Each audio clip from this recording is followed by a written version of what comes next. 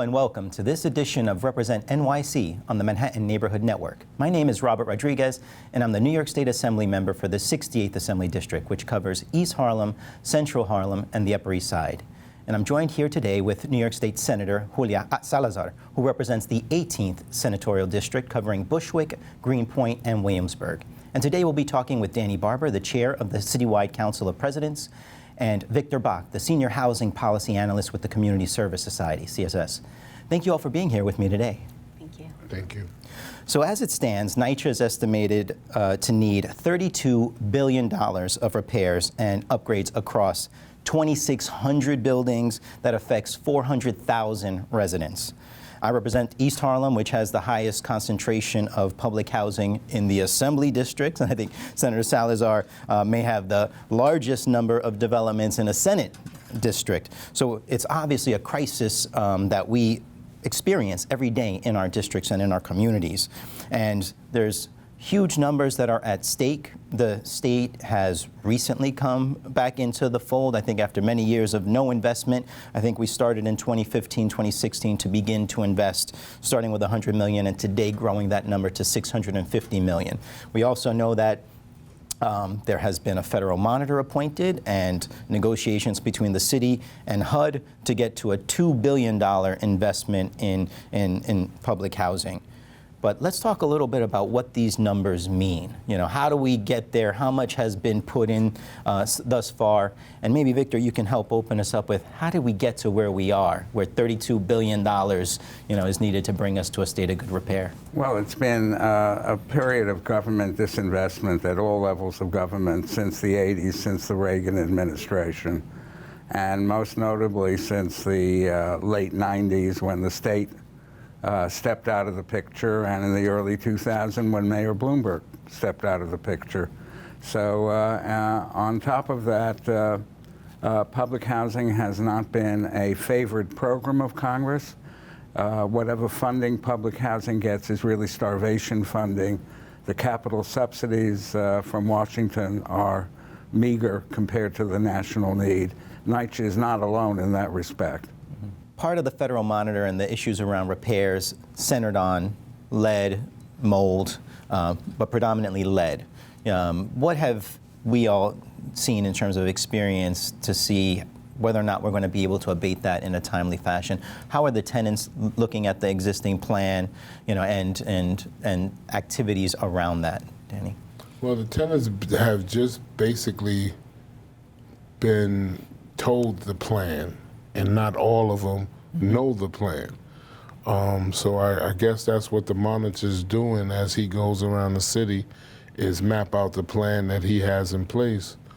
But we can put any plan, and you guys in the Senate and the Assembly can give all the money in the world.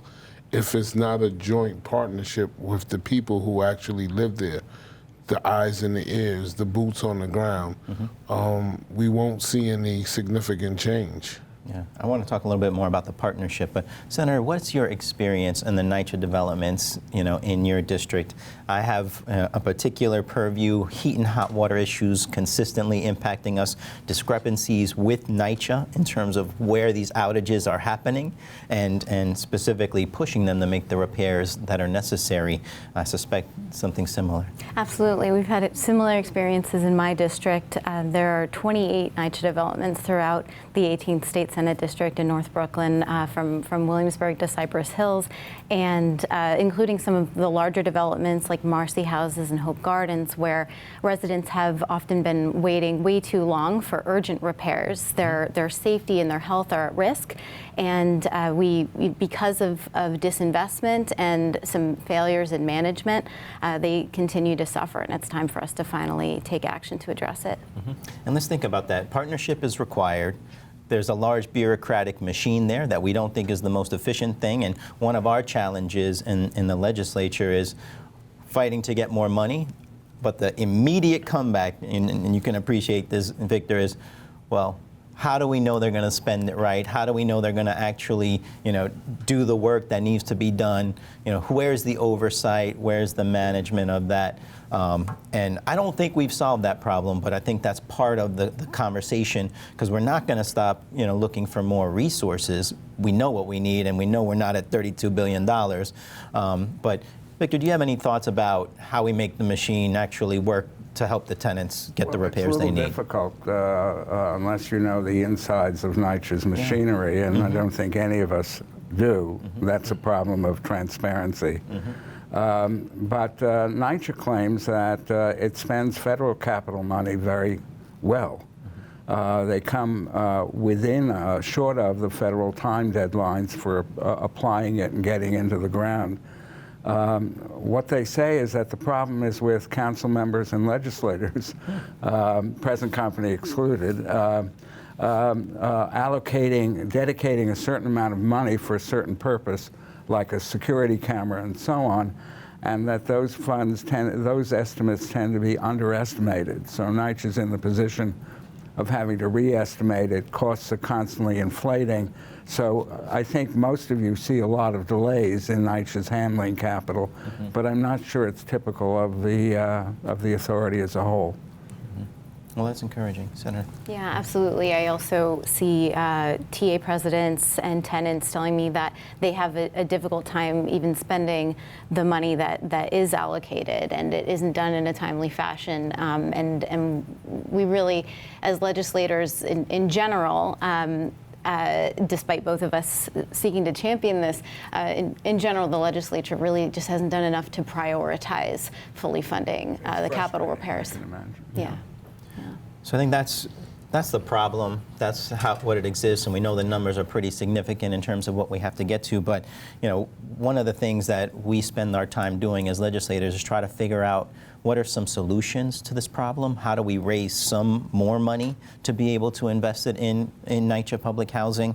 And I want to talk about what are the things that we're doing, but then also what's happening externally, right? One of the biggest sources of funding that NYCHA is going to rely on is RAD. Some of our viewers may not know what that is or what that means to them and their developments. So let's start there, and then we'll talk a little bit about legislative initiatives. Victor, help people understand what RAD is. Well, RAD was a program started by the Obama administration as a way to bring in capital that public housing authorities need and get around Congress and its unwillingness to appropriate the necessary capital. What it did was it allowed authorities to package their existing public housing subsidies. There's no new funding from Washington and RAD. And package it into a 20-year rent assistance contract. That plus resident rents means that an owner or manager can go to the bank and get financing and bring in private capital. The RAD program, though I know that a lot of residents have major concerns with it, gentrification, potential displacement, and so on, the RAD program has a very strong set of protections under federal law in terms of ongoing affordability. No one pays more than 30% of income. Those contracts have to be renewed by HUD and whoever's managing the development. No current tenants on the lease have the right to stay without any further screening and the like. I could go on and on about that. But I'm not here to sell RAD so much as to say that I think it deserves serious consideration by resident leaders as a way to get the necessary improvements done to a relatively high standard quickly, within 2 years, rather than, if ever, wait for the capital to come from somewhere else, if ever. So I think it's a tool that should get serious consideration by resident leaders. I think it's important to remember each project and development of RAD is different. and gets handled by different teams and different people. I have a few that have been completed, in my district, and I think, Senator, you have a few that are happening now, along RAD. But I think for us, it's really listening and having this conversation with the tenants about what it is, and even if we have concerns, what are the protections? My position has always been, we can't do nothing and leave programs like RAD on the table until we get another better program or better investment source. Because these buildings are falling apart now, and they don't get better in 1 year, 2 years, 3 years. We have to make some repairs there now. But if you could speak a little bit about how RAD is going in your district, Senator. Yeah, I agree. I think NYCHA tenants, we really can't afford to delay it and to wait. So when there is an opportunity like RAD, what's most important is that there is transparency and direct communication, that all of the tenants at a development where RAD is being implemented, that they're constantly aware of what's happening. Where we've seen RAD to a level of success, it's been when there's been strong communication with the residents. The people who are closest to the problem really are closest to the solution, and that's how we need to be operating, whether it's through RAD or the way that NYCHA manages developments as well. And we're seeing that in our district. I think that it is on a case-by-case basis. When tenants have concerns about RAD, then we're there to support and make sure that their questions are answered, and that we can do whatever we can with the circumstances that we have to improve conditions for tenants in the meantime. So Danny, I'm going to tee you up because you talk to your tenant leaders all the time.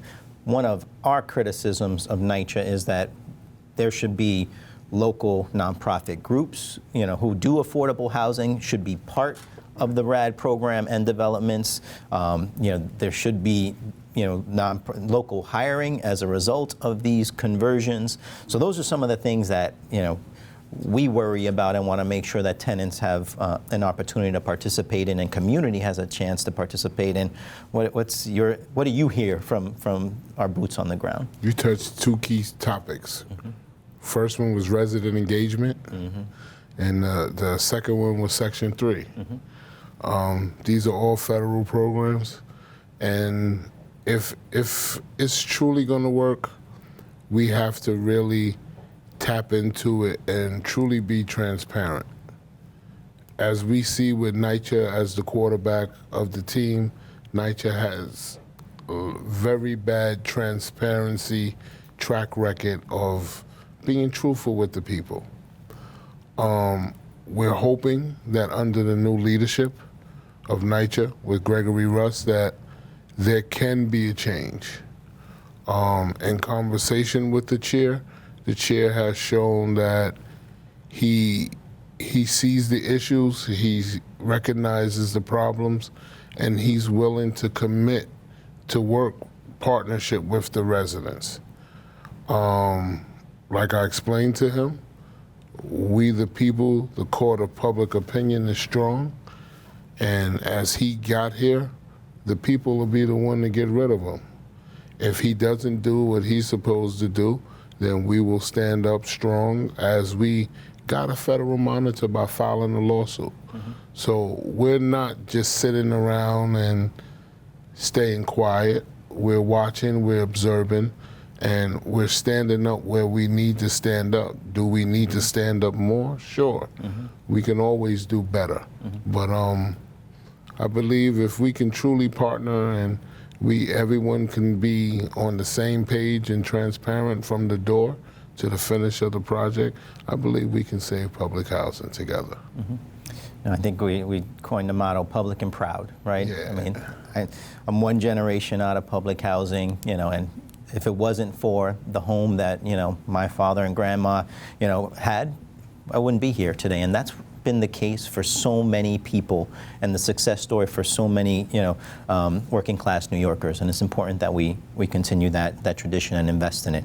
And along those lines, since we're talking about standing up, there are some things that we need the residents to stand with us to try and change. So talking a little bit about some of our legislative priorities and how we're trying to develop more resources for the authority. One proposal that I have is the condo and co-op abatement. People may not know that we currently send tax refund checks, which is everybody's taxpayer dollars, to the wealthiest New Yorkers in terms of the condo and co-op abatement. So one of the suggestions is for any condos or co-ops that have an assessed value of more than $2.5 million. That's not even the market value. That's their tax assessed value. The market value is well above, $3 and $4 million easy. That those folks pay their full tax bill, no refunds, and that $170 million can go back towards New York City public housing. And when you bond that, it gets us somewhere in the neighborhood of $3 billion worth of repairs through that recurring revenue stream. That's one idea for how the state can get involved and engaged in providing some serious resources for NYCHA to help us, pick away at that $32 billion shortfall. And I think, Senator, you want to talk a little bit about your proposal. Sure. The condo and co-op tax abatement bill is very important. Additionally, I introduced legislation this session that would create essentially a multimillionaire's tax. Currently, someone whose income is $5 million per year in the state of New York pays the same top tax rate as someone who earns hundreds of millions of dollars per year in New York. And we don't think that this is equitable, and that's a missed opportunity to raise additional revenue. And in this legislation, it would add progressive top tax rates to the very wealthiest New Yorkers, and that revenue stream would be dedicated 80% of it to NYCHA, public housing in New York City, 20% of the revenue going to public housing outside of the city in other parts of the state. It's really important that we finally move away from a model of just subsidizing the wealthy and toward empowering and supporting the most vulnerable New Yorkers. Mm-hmm. And Victor, what other ideas have you come across in terms of how we could generate additional revenues to support? Certainly at the state level, the pied-à-terre tax, this would again be for very high-priced pied-à-terres, people who actually don't live full-time in their apartments. And that was considered last year by the legislature. There were some problems with it. We hope it will get through this next session. And then another important issue is direct support, right? We've gotten to that $650 million. Continually we ask for big numbers, like at least $500 million, and have not yet achieved that amount. And I think being able to harness the strength of our tenants to come up and advocate and remind people how important public housing is as a baseline of affordable housing in our city. I think that's going to be where we certainly need Danny's help and the resident leaders to make sure their voice is heard. We have seen successful advocacy. Senator, if you can just share your thoughts on what we saw last year in terms of rent regulation and the movement around supporting housing, and maybe your thoughts about how we could do something similarly here. Certainly. The rent laws, the rent regulations were up for renewal this year, and it was a perfect opportunity for tenants across the state, mostly outside of public housing, to organize together in solidarity together and to come to Albany with a platform of legislation to directly address their needs. We had been losing an enormous amount of rent-regulated housing every year to as the result of loopholes in the law, and the tenants came together, and because of the power of their organizing, we were able to together win stronger rent reforms. And if 400,000, or even just a fraction of the 400,000 NYCHA tenants in New York City came together with that same organizing power, I think we would finally see policy and a budget that reflects the needs of NYCHA tenants. Mm-hmm. So Danny, how do we do that? The people have to say enough is enough. They have to want to get up and fight. Mm-hmm. I mean, we can put flyers and you can send staffers along with people out, and we can do multiple things. It's up to the people. They have to really say that they're tired of living the way they're living. They have to be tired of being treated the way they're being treated. And they have to say enough is enough and stand up. No, I think that's important, and we are going to give them a vehicle to do that. If it's online petitions, if it's visits to the Capitol, if it's making sure we do our rallies upstate and downstate, making sure that people continue to recognize the investment that's required. And there are different ways to get there. We've only highlighted a few. One of the things that we'll be doing are some town halls in Manhattan. We have one on October 28th and another one on November 20th. One in East Harlem at Johnson Houses. That's the one on the 28th, and the one on the 20th is in the Lower East Side. Please check our websites because we will have that information, but we want to start engaging the community and tenant leaders on the crisis that exists and talking about how we get ready for the legislative session that's coming up. Because one of the things that we like to point out is, the budget process, it's already begun. We're going to get something presented in January by the governor, but people are working on those ideas and initiatives right now as we speak, and we have to be ready to shape that process, as soon as we see where we stand, with the budget. But there's no need to wait for that. Let's start talking about, the ideas and organizing and advocating now.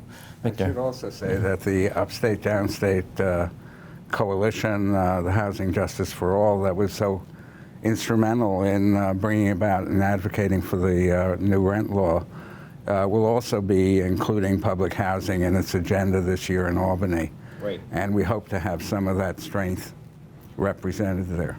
Mm-hmm. No, that's a very good point. Now, if we were trying to send a message or need to have a message received from the tenants, what would we say to the tenants that we're fighting for? What do you think leadership needs to provide, Danny? What leadership is required for us to be able to move this thing forward? True transparency, true accountability.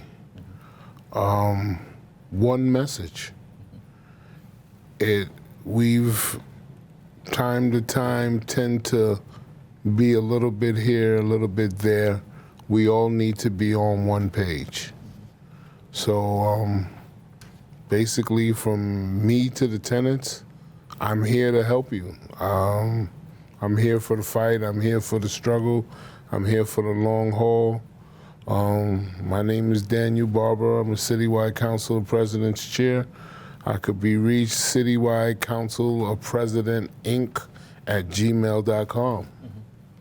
And just as we talk about these numbers and what it can mean for public housing, I think it's important to realize that if we spent $32 billion in public housing and didn't provide a meaningful employment program or project out of that, that would be a wasted opportunity. Danny, could you I know this is an issue near and dear to your heart, Section 3, but if we, think about that, $32 billion, even if it's a fraction of that invested, how many and how should we go about getting people, working in NYCHA? You asked a crucial question in the beginning. Mm-hmm. How could we think of other funding sources? The unions are powerful when it comes to monies. The mayor went into a project labor agreement with the trades unions, and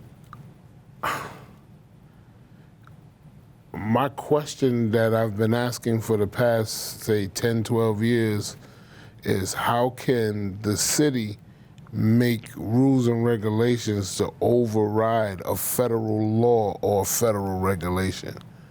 Section 3 was created for the low to very low income New Yorkers or very low to income people in the communities where they live, to give them affordable opportunities to make livable wages. And in New York City, it seems to be business as usual where everybody pushes a union shop. NYCHA is not a union shop. The residents get first stake as long as $1 from the federal government is attached to this job or any job, Section 3 is triggered. So you have to hire the residents to the closest expenditure of the contract.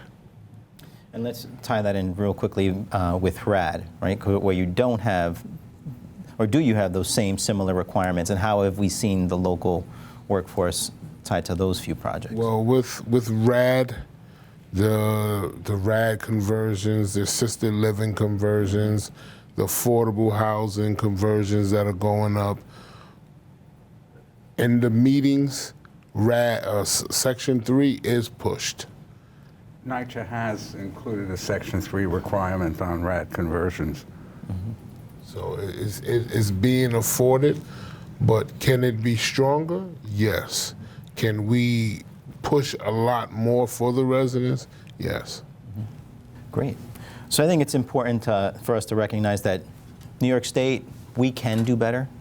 We can do more than $650 million. We should be engaged, especially when we have different tools, particularly around, adjusting property tax values, the condo and co-op issues, pied-à-terre. And these are just a few of the ideas that we're going to continue to push and advocate for, and we look to be able to do that in partnership with our tenants, in partnership with the city, who's obviously responsible for implementing these, with NYCHA, who needs to be able to execute on the resources and the vision that we all have there. And I've been to many meetings with many strategic plans, but we all continue to have and fight for those plans because we believe in public housing and what it means to our communities.